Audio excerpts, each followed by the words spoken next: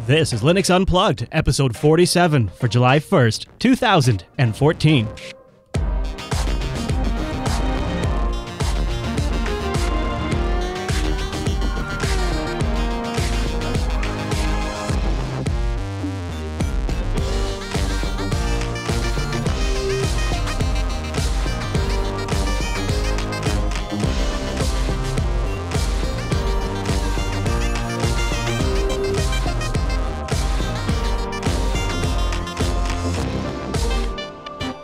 Welcome to Linux Unplugged, your weekly Linux talk show that's got all its updates applied as it prepares to go offline and live in a cabin. My name is Chris.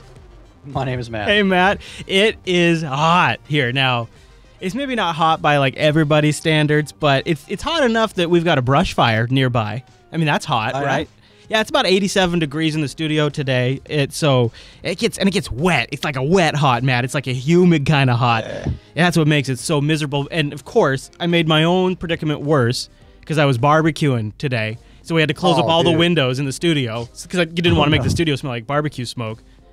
And it was delicious. I'm not gonna lie. It turned out, Rikai gave me like, here is a bag full of burgers that I made. Why don't you cook them all? It was like, he threw down the gauntlet, and I'm like, I'm going to cook all these burgers before Linux Unplugged. And I did it, and it was delicious. And we had copious amounts of bacon, and I took some of the, this is kind of gross, but I took some of the bacon grease sauce. I took some of the, and made a sauce out of it with the barbecue. It was just amazing all around, man. That's all I'm trying to say. Oh my goodness. So we got. I kind of lucked out. I pre-cooled this. Oh, nice. To start the show. So yeah, but it's still kind of warm. So we got to just persevere. I'm glad you took wise precautions. I, on the other hand, was not so wise. But that's okay. We got a good show. We're going to do some follow-up first, and then we're going to cover a couple of items, a few updates on some big news that's happened on stories that we've covered recently. And then after that, we're going to announce a new community, we're going to call it the Jupiter Colony Review Draft, where we're looking to expand our distribution reviews and cover more distributions. And we want to collate a group of folks out there that would like to get involved in reviewing a distribution and perhaps come on our show via Mumble and share their thoughts. Now, this isn't going to be necessarily an easy job because you're going to have to download the distribution, try it out, note down your thoughts, and then work with our team. But we want to expand the distributions that we're able to cover, and so we're going to talk more about that in today's show, and including where you can sign up and draft yourself to be in our Jupiter Colony review panel. We're going to talk about that in a little bit, but first, Matt, this is something that's been kicking around. We talk about this a lot on the live stream. We haven't talked a lot about it in a show for a while, but the audience might be familiar that you and I have struggled with audio issues under KDE. It's been I think struggled's being kind. Oh. Yeah, that's being kind. Yeah, it's right. Ridiculous. It's inexcusable because it's not just like one particular hardware setup. It's multiple hardware setups. Right. I mean, come on. And I want to qualify that I want to completely back that statement up too, because I've tried it on multiple systems with USB sound cards, onboard sound cards, HDMI sound cards, you name it, different machines with NVIDIA, ATI, Intel, all the whole stack has been laptops, desktops, all of it.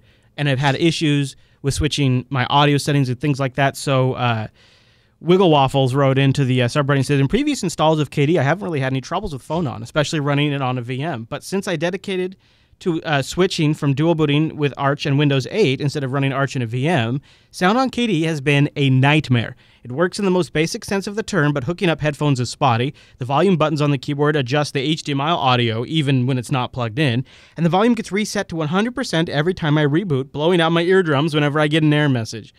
And then he goes on to ask if there's a way to overcome this, and then the discussion thread didn't go the way they usually go. Usually, I see a ton of people saying, well, I run KDE and I never have a problem.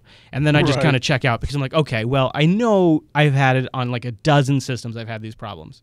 But actually, just about everybody in here sort of chimed in and said, yeah, I've had some problems. Definitely had some problems. You know, it's really bad, et cetera, et cetera. There's something going on. There's something going on. I don't know if it's the way Phonon interacts with Pulse Audio. I don't know. It's exactly what it is, in my opinion, based on my experiences with it and actually experimenting with it and just kind of troubleshooting, looking through the logs. That's where the hang-up is. It's either one or the other. You don't do both, in my opinion. Okay, I have a suggestion because we can have a religious war about this, or maybe as a community, we could create a database of the hardware that people are trying it on and the distributions and the versions of like Pulse and KDE. And maybe we could come up with some common threads, and then as a group, we'd have something we could submit as a bug report to the KDE folks so they could work on it. Sounds interesting. So I don't know if people in the subreddit would be interested in that. Maybe we could work together and all sort of come together and try to narrow this thing down and submit a bug, and maybe we can fix this for other people, because it's one of these functionalities that when it doesn't work, it's infuriating. It made me so frustrated because I got a new machine set up, I got a brand new Steam game, and all I wanted to do was set my audio out to my speakers, and I probably spent 2 hours trying to make that work, and I eventually gave up. And it made me just sit there and think, why did I just do that? I felt like I just wasted 2 hours of my life on something that shouldn't be a problem at all. And I think a lot of people have that experience, and it can be very frustrating. And it's something I think if we all work together, instead of just banging our table about how upset it makes us, maybe we can, as a group, figure out some commonalities. Like something like that. What do you think? Yeah, that sounds interesting. Worth a try? I think it's worth a try. I'm skeptical. I'm really skeptical, just because every time it's ever been brought up, it's always been, well, it's just not an issue, and derp, and I just, I know. If we can get past that and we can get something legitimate out there, then I'll be able to stand behind it and say, okay, that's cool. Let's evaluate. That's why I'm thinking those of us that acknowledge it's a problem, we band together and figure out what it is, because it seems like there's so many moving layers, and it could even be versions of things that make a difference. And I don't know, maybe it's more pronounced on Arch. Who knows? Let's shift gears. Let's talk about KDE a little more in the context of Mint 17. They just had the new release, and producer of the show, Eric, has been trying out Mint 17 for a little while now, and he's kind of gone in and made it really kind of finely tuned it to the way he likes it. So, Eric, what has been your impressions of using Mint now for a little while, and what was the first thing you had to change? Well, I kind of went through it, and the first thing I changed was the theme. For some reason, the Air theme for me is just way too bright. So I changed it to one that you can download straight from the Get New Themes button, called AMAKAGE. Amakage, wherever you pronounce that, I don't know. Okay. But, so I've got that, and then I got rid of Oxygen. And the way I did that was I changed my widget style to Qt Curve. Right. And then I was able to install, on top of that, there's a Zikitwo, or Zikitwa, however you pronounce it. Yeah, okay. Yeah, however you pronounce that. I was able to download that and make that a theme for Qt Curve. And on top of that, because Zikitwa, wherever it is pronounced, it is available for GTK 3 as well, and GTK 2. So you get sort of the benefit of the same benefit you get if you're using Oxygen, only you can use the theme you want. Correct. Yeah, exactly. And it gets rid of that glow that people are so upset about. And not only that, but I have not, at least in this KDE setup, experienced the audio issues that are prevalent in the Arch KDE setup. I don't know what it is about that setup. But so you've had issues on the same machine, and then you've loaded Mint and haven't had issues? Correct. I don't know how that is. It's got something to do with the phone on and Pulse Audio implementation, but it's got to be something with that. That sounds like something that needs to be a little investigated into. So, overall, tool set, performance-wise, you liking it? You think you're going to stay here for a while? I think I might stay with it, and the reason being is that I have actually run it up against Kubuntu. And with Kubuntu, I don't know what the problem is there, but it just seems sluggish. Like if I go to open the system settings, Mint KDE, I don't have that problem. It just pops up right away, and I was actually blown away by that. So I don't know because we're sending all your data to Amazon. That's what it is. I'm not talking about Ubuntu. I'm not talking about the Unity desktop. I'm talking about the KDE implementation, Kubuntu. Yeah, I was trying to be funny. Yeah. Oh, okay. Popey, any thoughts you want to share with the crowd on KDE from your end? I know you've been playing with it recently. Oh, man. Why'd you set me up like that? I'm just curious. I think KDE is a great desktop. I just have sound problems. Honestly, KDE and Bacon go very well together. I gotta say that. Yeah, nice. Yeah. I know, Kate. I mean, Popey, that might not be a fair question because you're obviously a Unity guy, I'm sure.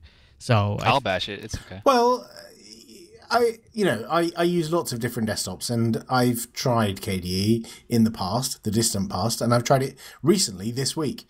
And I find it incredibly painful to use and verbose and far too many settings, and the layout of the UI is unbelievably painful with like bits scattered all over the screen and weird dialogues. It just I find it a horrible mess. Well, now let me ask you though, would you be willing to Oh, somebody has open mic. Hot mic. Close your mic. Hot mic. There we go. Would you be willing to entertain the idea of you're just coming at it from a different angle. Like you come at it with a different set of what expectations of what a desktop should be. So these things that don't meet that set of expectations really stand out at you. But if somebody else came at it with a different set of expectations, those things would be expected and they'd be missed if they weren't there. What do you think of that? Yeah, probably. I think if your expectations were, I'm a deeply technical user and I want to have absolute control over every single pixel on my display, right, and I want to be able to fiddle with every possible setting that there is, sure, it's there for you. But if you're someone who wants to turn the computer on and use it, I find it obtuse. It just gets in the way, and I was surprised how hard it was for me to find applications, start applications, download updates. I just found it really got in the way, and that's from someone who uses Unity, where everyone tells me that gets in the way of your workflow and it's hard to use. I'm lost for words. Okay. See, I like Unity too, and I just like this also. I honestly, I'm the type of person who cannot decide between a desktop environment. I'm a total because desktop. I like them all. I'm such a desktop hooker. It's crazy. I like. Yeah, me too. I'll load up Cinnamon for a couple of days and be like, this is it. This is the perfect blend of classic and modern. And then I'll be like, in GNOME, I'll be like, oh, I'm in the future and it's finally working. It's here. And then I'm in KDE and I'm like, I can do anything I want. What is wrong with you people? Why don't you just install the OS and just leave it alone? It's a sickness, man. Get on and do your work. Maybe there's a medication for it. It's like some sort of OCD. I don't know. It's weird. I can't help myself. I'm compelled. Although I do find myself in GNOME pretty much all the time right now. That's what my main DE is. But and the thing I love about GNOME is I have several different machines with different monitor sizes, and I think GNOME works great on like my big 28-inch monitor and a 30-inch monitor that I have. Like I have one of those cinema displays that I bought used that GNOME rocks that, and then I've got a 14-inch screen that I've got GNOME on and it rocks that too. So I mean, they all do good in that regard, but I just found that particularly works pretty well. I'm sorry, I cut somebody off. Did somebody want to add something before we move on? Yeah, I just wanted to say that I like KDE's functionality. It's got a lot of awesome technical features like KDE Connect and like the widgets and all these things. And it's so cool as far as functionality, but it looks awful. Well, and I'm going to post some screenshots then and show you what I've got. Yeah, if you got them handy, yeah. If the screen, like what you said, I completely understand that how you could make KDE look good, and it's possible. You just remove Oxygen completely, and it's fine. Just Oxygen is hideous, but also there's a few things that I don't like about the configuration. It's confusing. Like you can configure everything, but you can start a configuration and then right-click something in that, and there's another configuration on top of it. Well, they've explained the logic behind that, but yeah, I think it's like they're like, well, people expect it in both places, so we put it in both places.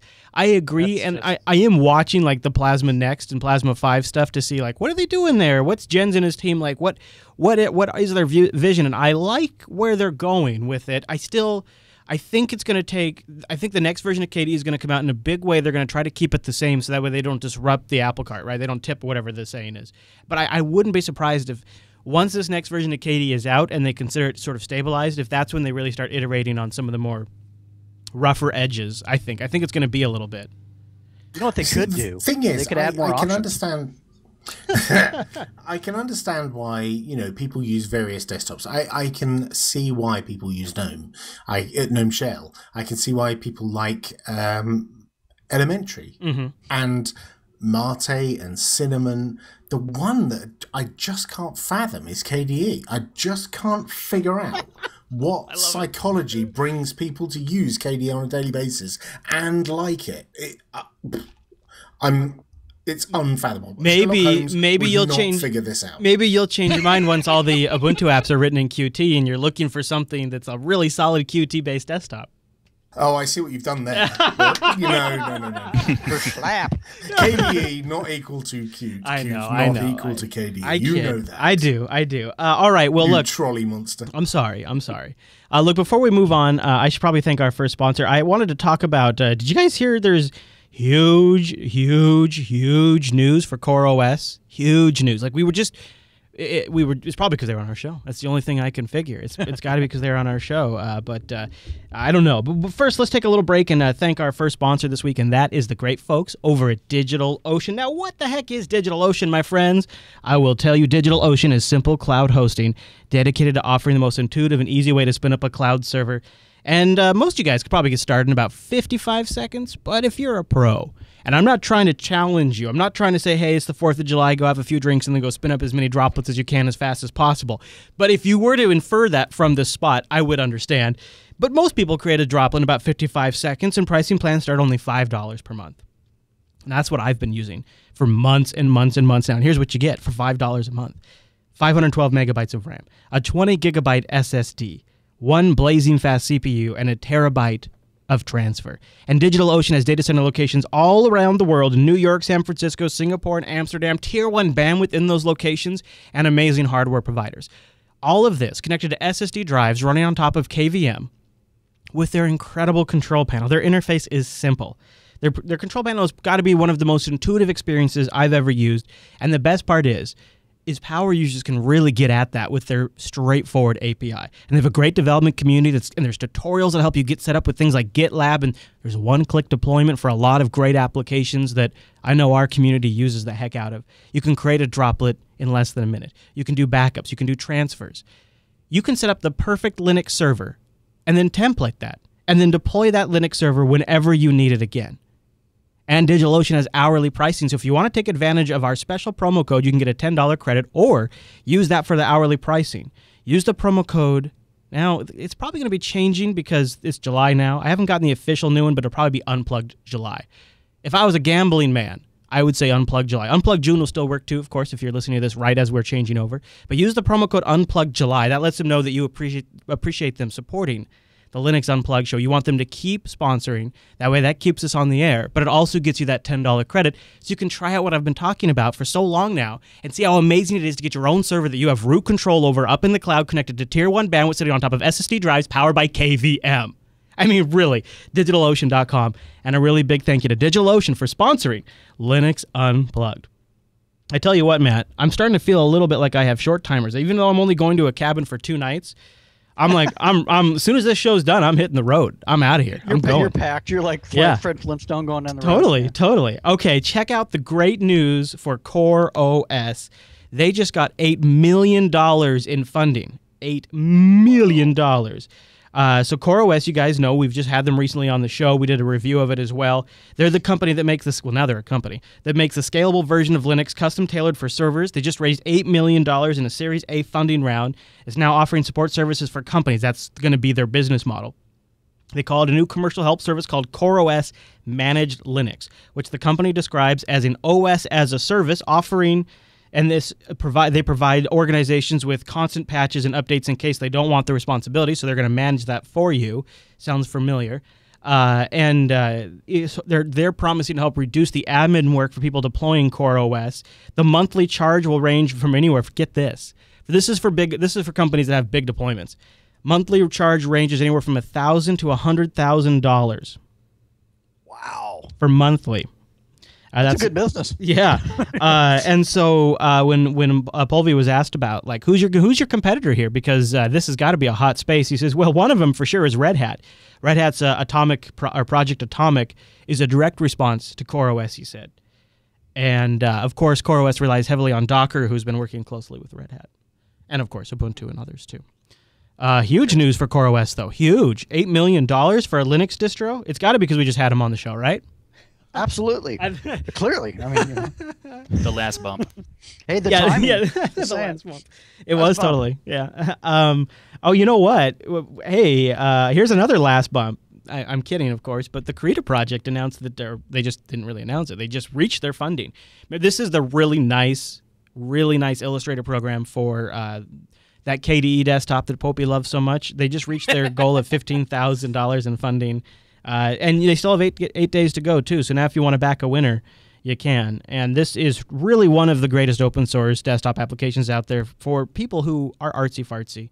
And, yeah, there's GIMP and, yeah, there's Inkscape. This is something unique, something different. And congratulations to them. Again, the last bump, I'm sure. And responding to pressure from the Linux Action Show, OwnCloud 7... We've gotten more details on the server-to-server syncing. I remembered I said on last night, I'd love to get more details on how OwnCloud 7 is doing the server-to-server syncing. We got some details. So I thought I'd give you guys an update on that too, because to me, this is the coolest feature of OwnCloud 7. So the server-to-server sharing allows you to mount a share from another OwnCloud instance and seamlessly collaborate on on shared files from within each of your own OwnCloud instances, essentially combining your private clouds into one single public cloud between you two. You can even have the folder locally synced to a client, like through the OwnCloud client sync. No need to create accounts on your other instances. Just once it's all shared up, you can connect to each other's OwnCloud. They use the example of a class. You could have your classmates connect to your OwnCloud server, send them a shared folder link the usual way. Instead of them having to visit your OwnCloud each time and log in, they can opt to click to save to OwnCloud button and add a folder to their own OwnCloud instance.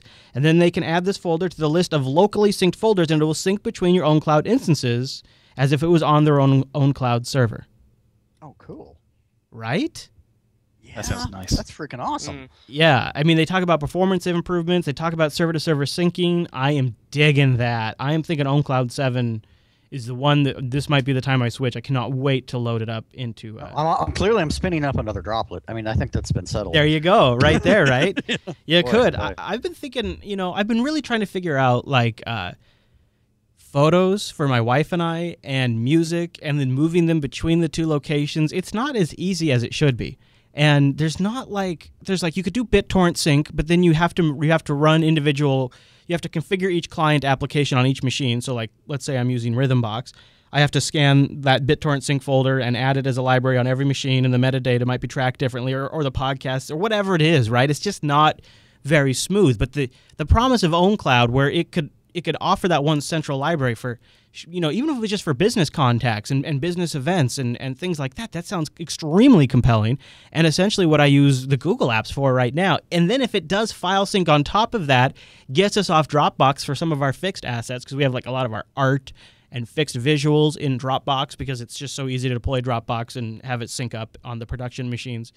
But if OwnCloud offers something there too, it might solve a few problems. I'm really excited about it. And I wonder, too, like if there wouldn't be a bit of a contracting business in going around and saying, hello, this is Chris's OwnCloud installation, and would you like an internet that actually works for you and offers file sync and gets your staff off of Dropbox? Let me introduce you to my OwnCloud installation package. For only $1,000, I'll deploy OwnCloud for you and get all your users migrated off of Dropbox. Like, that could actually be like a legitimate thing people go around and make money off of, because OwnCloud's getting serious. And then if you offer like server sync, that's a perfect solution for businesses that have a few offices. A small business that has 1 or 2 offices, OwnCloud sync between them. Moneymaker. Yeah. Oh, I mean, like, especially when you think about like dental offices, real estate offices, anything that, especially when you're dealing with the at-home people as well as at-work people, multiple offices. Yeah, there's a lot of opportunity there. Yeah, very much so. I mean, I'm thinking very much of my workflow, but I could easily see like a small business owner that wants a sync of the most vital documents and things like that at their own house for backup, right? I mean, that seems legit. So, I'm really... It sounds like a good option for a couple clients I have, that it can save a lot of effort for me as well.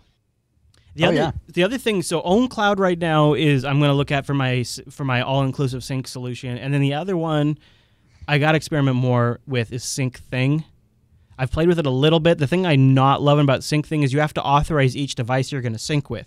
So distributing things like podcast files, I can't authorize every viewer out there that wants to sync the Linux Action Show HD folder. That'd be crazy. I'd be doing that all day long.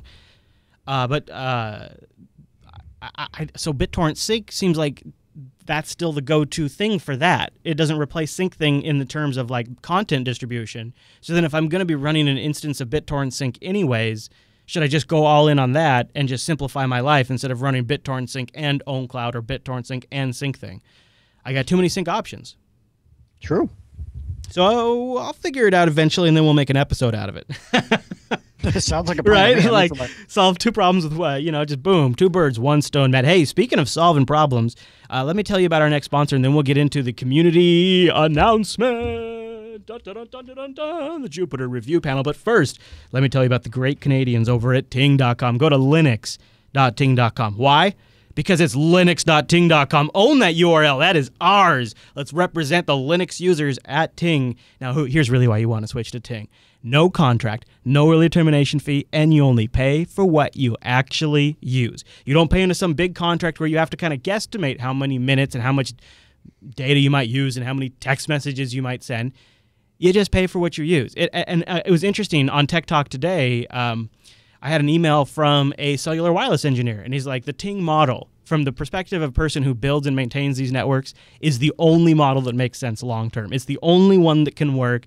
And I feel like I am living a bit in the future when I use Ting, because it's all the things I need in a cellular service. My data's there. I have hotspot and tethering included. I get the pick of some of the greatest Android devices and iOS devices or just feature phones, all available through Ting. It's a flat $6 per month, then just my usage bill on top of that, all managed through an incredibly easy-to-use dashboard, but also provides real insights. And this is a big thing for me.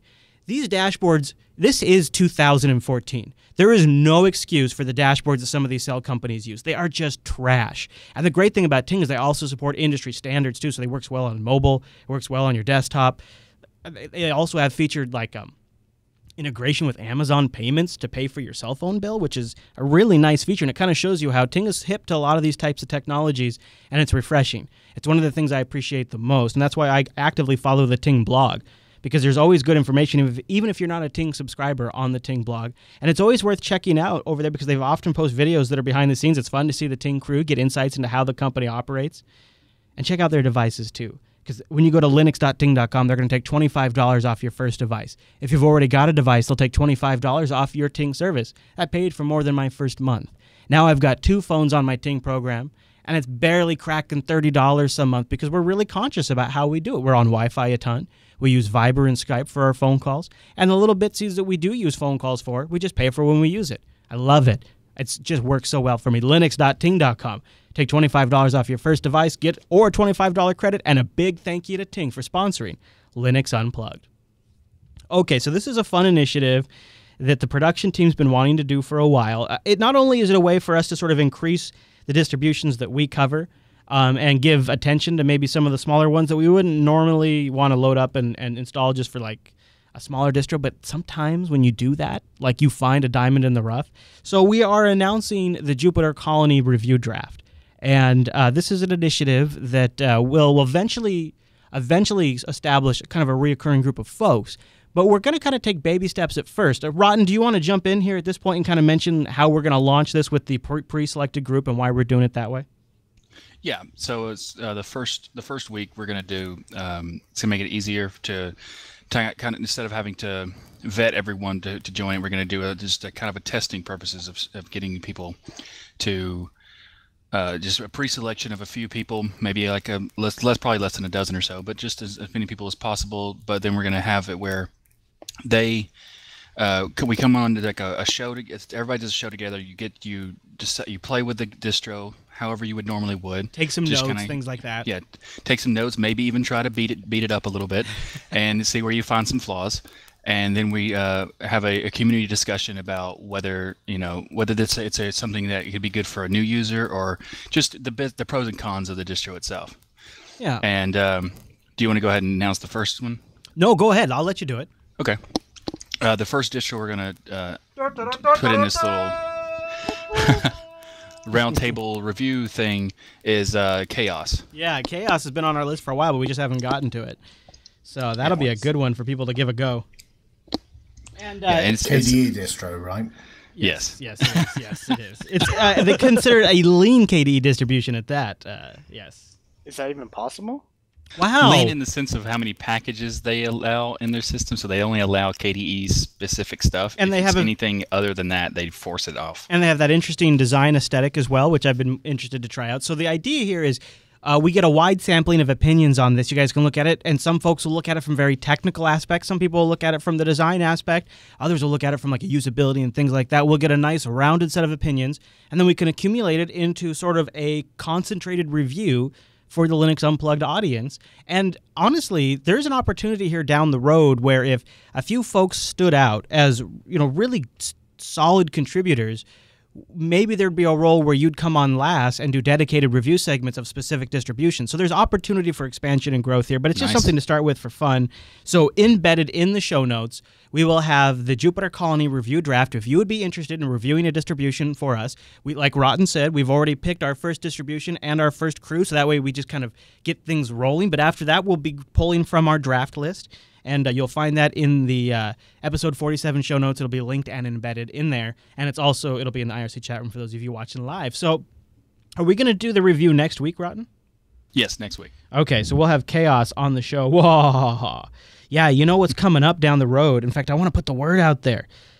I'm thinking about on July 22nd. I see. Well, we have something already scheduled, but on the production calendar. But I'm thinking about potentially being live from OSCon in Portland, Oregon, on July 22nd. So I want to put the word out there for the Jupiter Broadcasting audience. If there's folks out there who might be interested in meeting up at OSCon on July 22nd, that's a Wednesday. Or no, it's a Tuesday. So if it worked out, it'd be really fun to be able to do Unplugged live from there. So kind of putting a feeler out there, seeing what people think. We were accepted at OSCon as media, so we could go in there. We'd have media badges, and we could do interviews and stuff like that. So there's some reasons to go down there, but I'd really love to do it if we knew we were going to meet up with some folks. Yeah. All right, Ron, is there anything else we want to cover on the community review? The Jupiter Colony draft, as it were? Yeah, the draft is going to be. It doesn't. We first want to make sure people that if they're interested in doing it, they don't have to worry about having an extra computer or anything like that. It's just like kind of play with it. You don't need to remove your existing distro or anything like that. So we're going to do VirtualBox or something. Yeah, it can be a VirtualBox. Like some things will provide a VirtualBox image to make it easier for people. Or other times they could just download the ISO. Some things don't work very well in VirtualBox, so we figured that out on the way to go. Yeah, it might be distribution dependent. Yeah, because like for example, you can't really review a distribution like CoreOS in VirtualBox. So there's some. Yeah, when we were bouncing it around, we found some people had some questions about maybe, having whether you should like run it all the week, or is it just something we can just kind of like jump in and play with, and if that's enough. And essentially, it's not. You're not trying to ask people to just live with it in a week or anything. Just to kind of play with it, use it, see if you can break it, kind of thing. It's it's really going to be results dependent on what insights the audience that member brings, and if they bring something that we're like, yeah, that was a really great observation, will you join us for the next review? That's the kind of system it's going to be where solid contributions will be noted and appreciated. And I love the idea too of then eventually establishing a pool of folks and saying, okay, we're looking for everybody who has Intel graphics because we want to try out this Wayland distribution, or something like that. Because if we built up a little pool, we could maybe do stuff that is a little bit harder for ourselves to do because maybe I don't have a machine with dedicated Intel graphics, right? So I couldn't do that review of something that runs Mir or Wayland. But if we had a resource out there of folks that wanted to participate and wanted to do these reviews, essentially, you don't even have to have experience, but if you've done blogging too, you're probably a great candidate if you've blogged a distro review. And it's something fun we want to do. I'm looking forward to it. I think it sounds like a great idea. I think it could be a good way for Matt and I to discover a few distributions we hadn't really thought of trying before. And then you never know, like maybe we'll take a look at it and end up switching. Maybe. I don't know. I'm a little skeptical. Yeah. I don't know, Matt. You seem skeptical. So anyways, forum is in the show notes if you guys want to fill that out. Also, just a little plugsies. Check out Tech Talk today. Tomorrow's episode, because I pre-recorded it because I'm going to a cabin. Tomorrow's episode is a retro look back at two operating systems that almost dominated the market, one of which I'm sure most of you have heard of, one of which I would bet most of you haven't heard of. And it'll be surprising who was making it and what it was based on. So check out Tech Talk today. It's a new show on the Jupiter Broadcasting Network, a daily technology podcast where me and my closest Mumble friends discuss the tech news from perspectives of open source enthusiasts and Linux users. Now, that doesn't necessarily mean that every story is a Linux story, but what it means is instead of getting that typical Silicon Valley bias where it's very heavily Google influenced or Apple influenced, and Linux and open source are very often not considered, not part of their perspective or not part of the discussion. This has been something that we've talked about on Linux Unplugged for a couple of episodes. The quality of journalism, especially those coming at it from a Linux perspective, is pretty abysmal. So one of the goals I have with Tech Talk today is to have a platform for us to have discussions around the tech events, the tech news of the day, and it's the stuff that actually is worth talking about. It's not just rattling off headlines. It's things that are actually worth discussing from a perspective of a Linux user. And I hope it's an interesting recipe. And I'd like you guys to check it out. Episode 18 came out today. We talked about Microsoft shutting down the No IP service, which screwed a lot of Jupiter Broadcasting audience members. I saw a lot of complaints about that in the forum or in the threads in a couple of different of our subreddits. So that's an issue we talked about in today's Tech Talk today. Doesn't quite fit in the Linux Unplugged or Linux Action Show, but it's an issue we could talk about. And then, like I said, tomorrow is the retrospective at the OSs of futures past. And so I encourage you to check out Tech Talk today if you want more show. But I think that's everything we have for today. I think we've gone through our list. We kind of burned through it pretty quick, but I'm okay with that because that means I get to wrap up and head out to a cabin. So I'm not going to complain, Matt, if you get my drift. And it is hot. I tell you what. I was going to say. Woo, it is hot. Get yourself a Costco thing of water in the back. Oh, yeah. Oh, I got a big thing of water, but I could use another one. Jeez Louise, I'll tell you what. So, all right. Well, thanks, everybody, for joining us on this week's episode of Linux Unplugged. You know, Linux Unplugged is a great show to join us live because you can participate in the Mumble Room. You can participate in our chat room. You get to help name the show. Just join us, won't you? Go over to jblive.tv. We do it at 2 p.m. Pacific on a Tuesday. jblive.tv, jblive.info for the audio stream, jupiterbroadcasting.com/calendar to have our robots convert that into your time zone. That's what you got to do. You just show up live and rock it. And take part in our virtual lug. We really like that. And don't forget, we also want your feedback over to jupiterbroadcasting.com/contact and choose Linux Unplugged from the drop-down. All right, Matt. Well, I'll see you on Sunday. All right, sir? I'll see you then. All right, everyone. Thanks so much for tuning in this week's episode of Linux Unplugged. See you right back here next Tuesday.